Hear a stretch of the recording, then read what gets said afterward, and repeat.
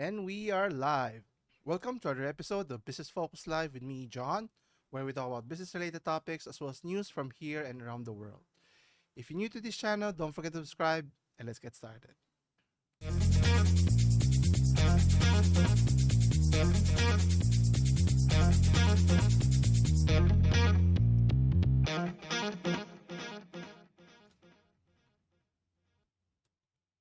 And we're back. Thank you again for joining today. So today is April the 15th, 2023 on a Saturday evening.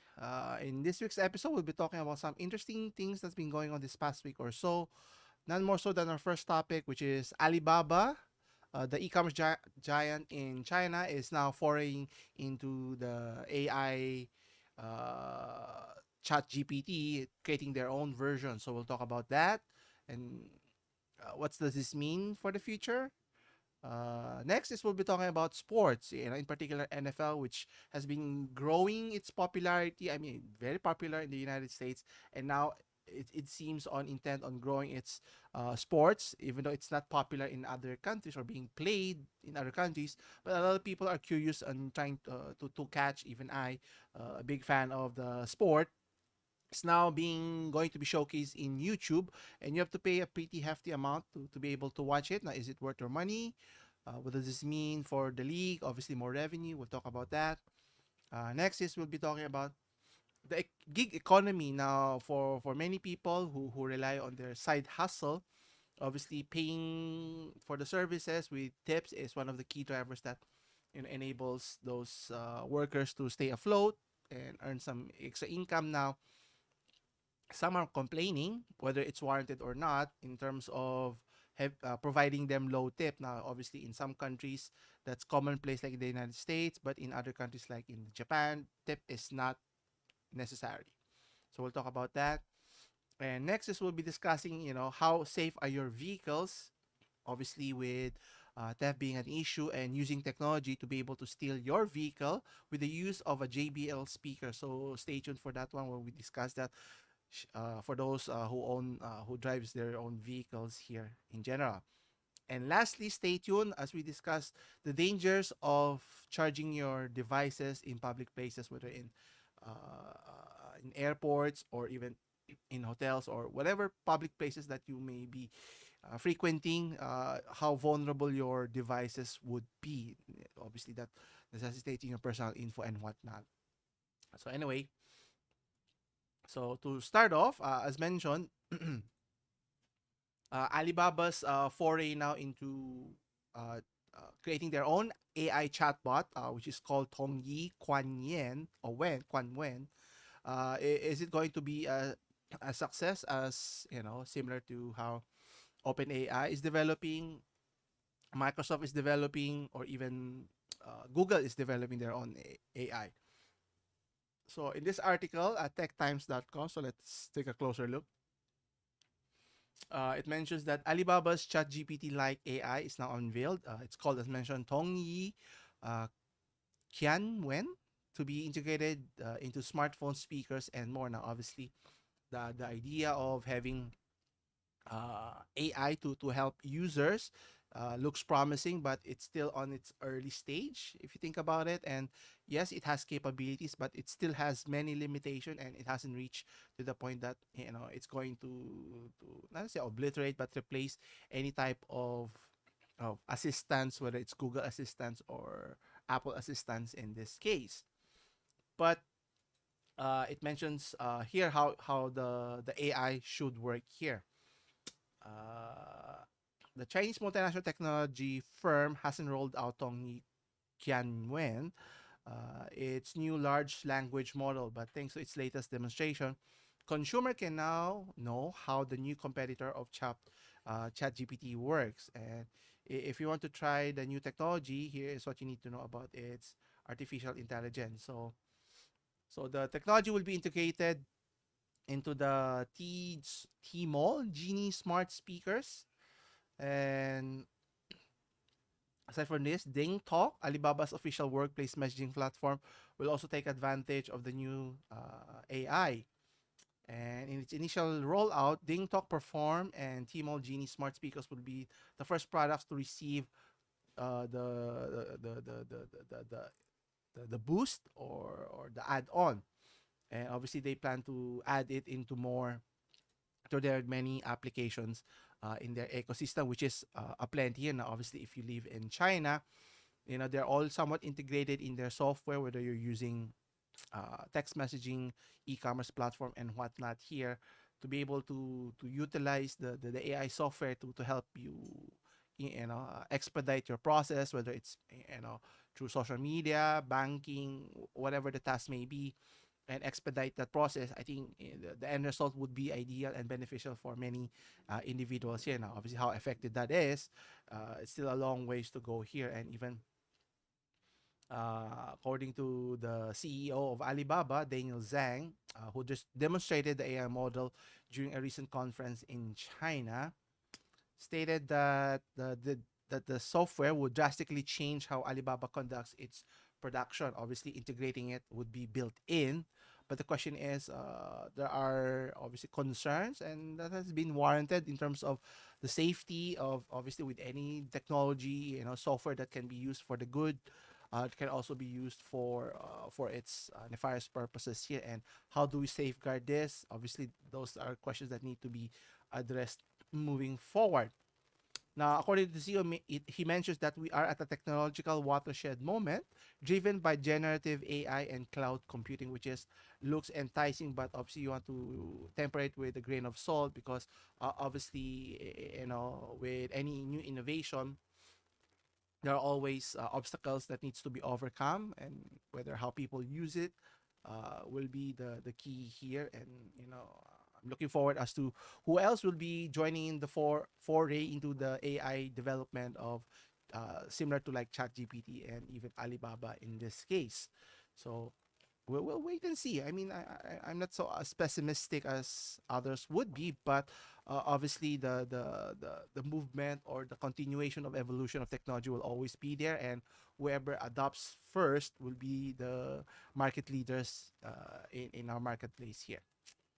Anyway, continuing with our discussion now, turning to sports, wherein, as mentioned, how sports like NFL or the National Football League has grown its popularity with the recent deal that they have with the different big TV networks, whether it's CBS, NBC, ABC, and even Amazon has come into to the picture here. Is it Amazon or Apple? I forgot which streaming services. But anyway, even now YouTube, has gone in to partner with NFL so that they can showcase their games. So it can be streamed, in different parts of the world simultaneously. And obviously, you just have to pay a fee on top of if you're already a subscriber for the platform here. And how much is it going to cost you? You'll be pretty surprised as how much is it. But obviously, it just tells you how popular the sports is, the NFL sports, the football, American football, not the soccer that everyone knows, everyone else around the world here, wherein you don't kick the ball, you throw the ball in the NFL here. As you can see here, according to CNBC.com, here's what the NFL Sunday ticket will cost through YouTube TV. Obviously, the marquee games that are being showcased are typically on the Sunday night football and even Monday night football. So if you're familiar with those slots, so like you can see here, so the baseline ticket, Sunday ticket will package around $150 for YouTube TV and additional $100 if you're non-subscriber here, which is, not not significant, but still being able to watch live games, throughout the season. And I think they have 17 already. From when I started watching it, was only 15. Obviously, expanding more games, more chance for revenue, more chance for teams to capitalize on what I call this, on its popularity here. Anyway, continuing, as mentioned here in the article, so the streaming is offering $100 off for its plan for anyone who signs up before June 6 here. And then that YouTube TV became the owner of Sunday Ticket in December, paying roughly $2 billion for its right, taking over DirecTV's long-time contract. And obviously, You know how popular the sport is. If companies are, or in this case YouTube is willing to pay billions of dollars to showcase the sports that a lot of people are watching, which is kind of sad because in other sports like in NBA, regular season is not highly coveted because the so-called load management, so that if you buy tickets or you have regular season ticket and you expect the star players to play, you don't get to see them, because unless they're actually injured. But if it's because of load management, which is kind of disappointing here. But for NFL, that's not the case. Either you're injured or you're playing, or some of the players who are professionals actually play through certain injuries. And obviously not not to the point that it will incapacitate the players, but you're paying to play a sport compared to other more difficult jobs, the regular 9 to 5 jobs or other professions that not everyone is looking forward to, maybe. Anyway, going back in this article. So if you're looking forward to this one, so for those who are already subscribed to YouTube TV, you're already paying around $73 a month, 72.99. And then if you plan on adding or buying the Sunday ticket, as mentioned, will cost you an additional $350 or $400, $450 if you're a non-subscriber. So technically, you're paying around $400 to be a YouTube subscriber plus the NFL premium here. Now, obviously, you're only watching one game in a week here, and obviously, if you're a big fan, would that be enough, or do you have to subscribe in other networks, whether it's be NBC, ABC, or even CBS, so you can watch NFL throughout? Maybe like similar to NBA League Pass, you can watch all the games that you want.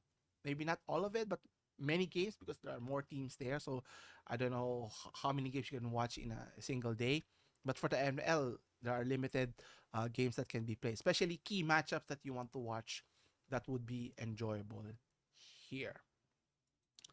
Anyway, so we'll see, who else will jump into the wagon and try to capitalize on the popularity, which is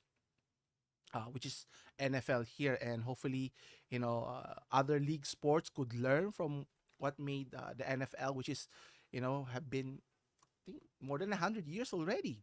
That's how popular the game is. So will the NBA be able to capitalize it? Because the way it's built right now, the only interesting part of the NBA is during the playoffs, not necessarily the season. And the season is like a slog that you have to go through. That's why even I only watch the highlights of the games rather than watch the full. I used to watch the entire game from start to finish, but now it's too long. That's why even for baseball, the MLB, they're trying to shorten the game because 3 hours is a very long time, and cutting down to roughly 2.5 hours may not be much, but obviously it's a more enjoyable experience, especially the time it starts and it finishes. Could be detrimental to the fans' experience, whether they want to watch the game live or or not in this case. Anyway, segueing now to to the gig economy, as we mentioned earlier. Obviously, gig workers have been raking it with the pandemic, and obviously with the rise of delivery services all around the world. And obviously, you pay a certain fee for delivering the service, and on top of that, in certain countries, whether here in the Philippines or even in the United States and other parts of the world, there's an expectation of paying tip. Now, whether that's warranted or not, it depends on certain cultures, countries, as mentioned earlier.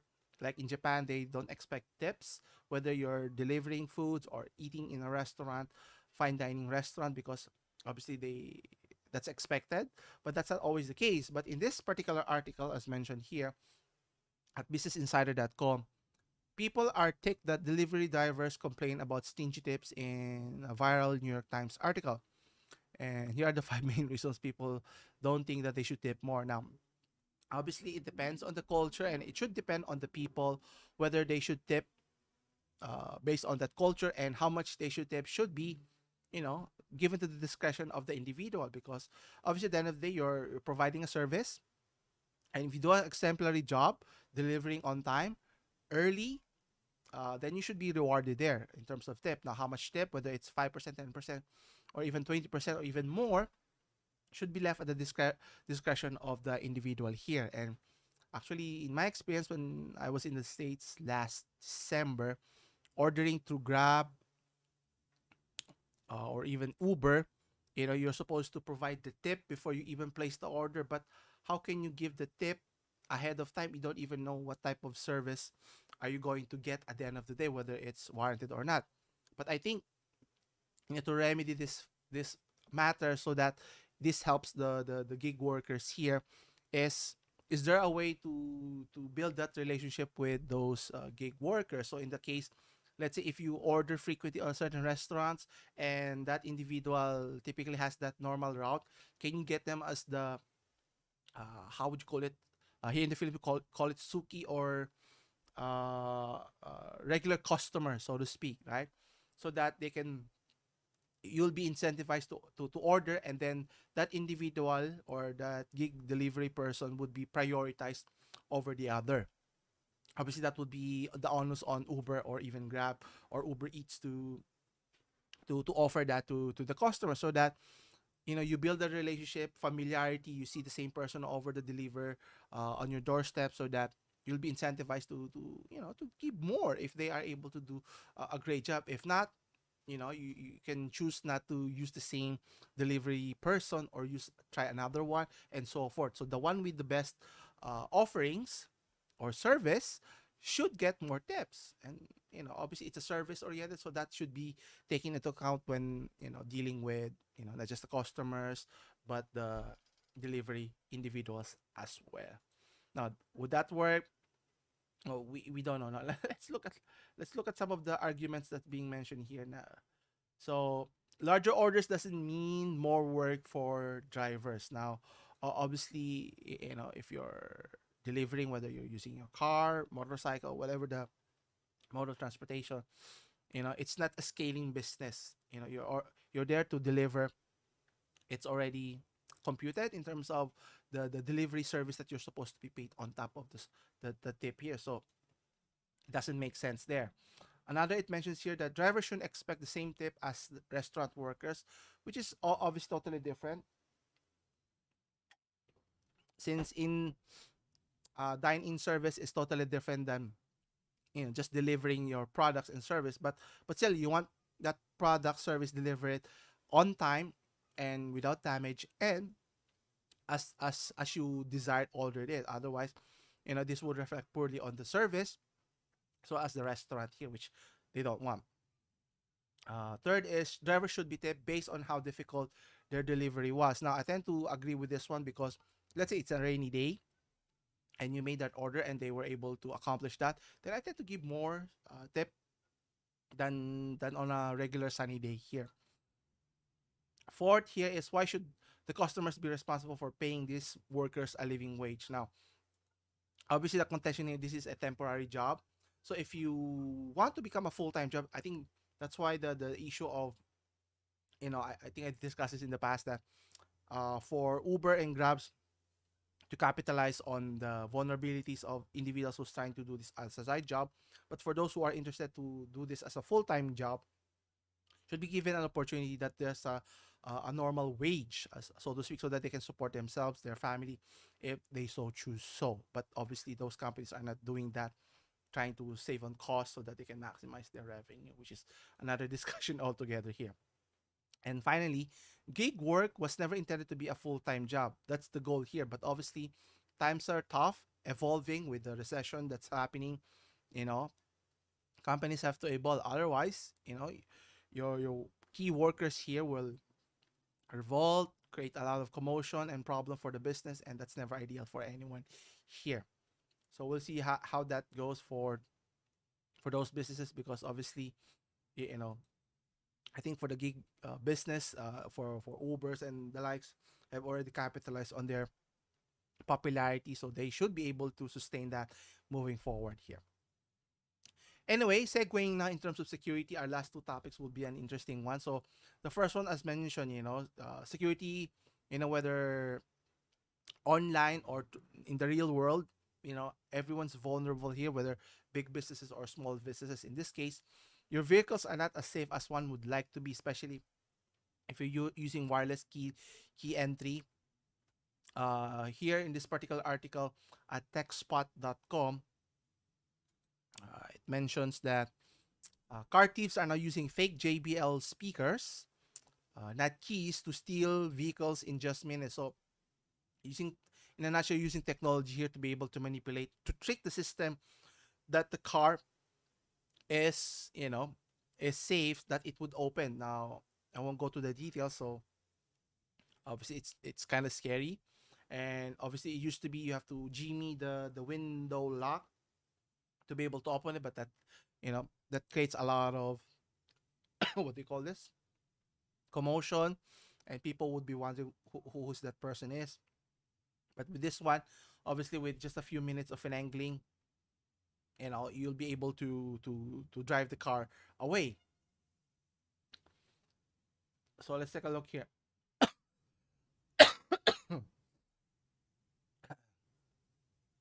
So it mentions here that according to a cybersecurity hacking expert, mentioned that the Toyota RAV4, so if you're a car owner of Toyota RAV4, please take note of this, are capable of automatically trusting messages from other electronic control units, or ECUs, by pulling away the bumper to expose the headlight connector, so the thief can gain access to the CAN or CAN bus, allowing them to send a forged key validation message. And once they've validated that, the thief can start the car and drive off without issue. And that's pretty scary if you think about it. It used to be that you have to jumpstart the engine, like in the movies. Nowadays, you cannot do that anymore. So you use technology to combat technology here, which is pretty concerning here. And if it can be implemented in one, it can be implemented in other vehicles. The question is, what are the car makers to do here? Obviously, it's their main responsibility. That's why I'm very apprehensive with installing so many softwares in the vehicles, because there are loopholes that can be penetrated, that bad actors can use that to the advantage, whether hacking your phone, your emails, your desktop, or in this case your vehicles in this manner here. And after researching the data and communication behavior across the RAV4's CAN bus, it was discovered that other ECUs were failing at the same time as the CAN bus error. So Discovery drove Tabor to conduct additional research via YouTube, the dark web, and other sources. And the research resulted in buying and analyzing an emergency start device, which is intended for use by other owners, excuse me, or locksmiths, which when a key is lost, stolen, or otherwise unavailable, which is a very startling reminder that you know with technology being convenient for everyone, but obviously there are always the upsides and downsides to uh, any respect here. And the sad thing here is JBL is at the cross fronts here, where you just need a simple JBL portable speaker. You play a fake play button on the speaker case, which is wired into the chip. When pressed, a CAN message burst instructs the door ECU to unlock the door's vehicle. And once unlocked, obviously the thieves unhook the CAN injector, get into the car, and then poof, right away. So this is what the ECU would look, or the CAN would look like.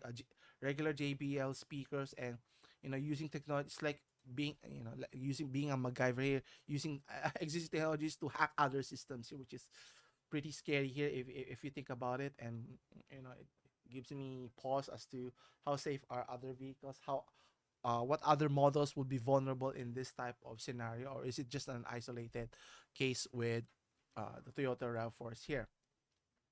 And what's interesting is that the attack was successfully replicated on a Toyota RAV4. It's reasonable to believe that a similar attack could occur on other vehicles using the same technology.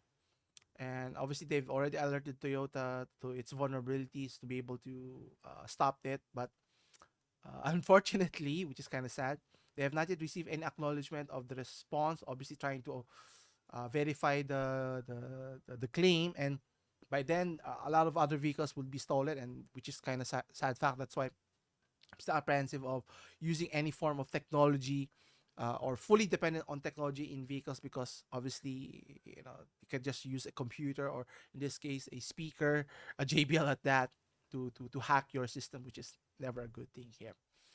And lastly, as I mentioned, similar to what we've discussed here, is we're so reliant on our devices here with our smartphones, tablets, or even laptops and the likes, and we need to charge it because of its limitation that we use it often, heavily.